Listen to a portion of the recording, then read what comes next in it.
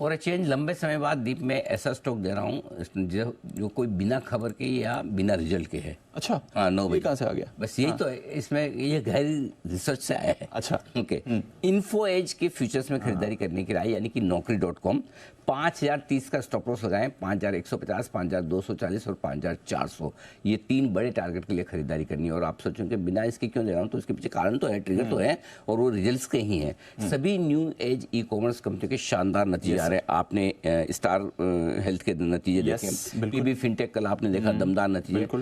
उसके पहले भी सारे होनासा वगैरह सबके नंबर्स जो अब तक जितने आए, नंबर्स बहुत मजबूत आते दिख रहे हैं। अब इस मजे की बात देखिए, इन्फो एज के पास 14.25% हिस्सेदारी है जोमेटो की।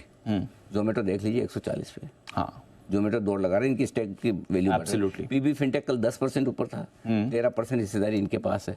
और अब जोमेटो के तो रिजल्ट आने बाकी है, मैं उम्मीद कर रहा हूँ जोमेटो के रिजल्ट तो अब तक के सबसे बेस्ट एवर रिजल्ट होंगे, इसमें कोई डाउट ही नहीं। हाँ। तो जोमेटो भी आपको खरीदना ही खरीदना है, वो तो है ही, लेकिन जोमेटो की पेरेंट कंपनी एक तरह से आप जो कह सकते हैं जिनके पास बड़ी होल्डिंग है, वो इन्फो एज है। यहाँ पर भी हम खरीदारी करने की राय है। तो मुझे लगता है कि अच्छे नतीजे जो दोनों ही ई कॉमर्स कंपनी का, जाहिर सी बात है कि ई कॉमर्स प्लेटफॉर्म वाली सारी, ऐसा नहीं कि खाली खाने पीने की चीज़ों की कंपनी के हो रहे हैं, हर एक कंज्यूमर वाली कंपनी हुई, इंश्योरेंस वाली कंपनी हुई, सब में नंबर्स बहुत दमदार आ रहे हैं। तो मुझे लगता है कि ये एक इन्फो, और अच्छा पिछले 2-3 क्वार्टर से इस स्टॉक ने कुछ किया ही नहीं है, कुछ नहीं किया है, आराम कर रहा है। अब भाई तेरे आराम करने का हुआ वक्त खत्म, काम करने का शुरू।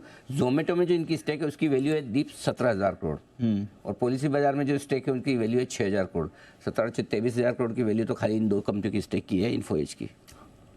देख लो, वैल्यू है अच्छी खासी है। और इसको रखिए, जोमेटो के रिजल्ट तक तो बिल्कुल रखिए, कम से कम होल्ड करिए। तो ये एक स्टॉक है जहाँ पर खरीदारी करने की राय स्टॉक ऑफ द डे के तौर पर। ओके।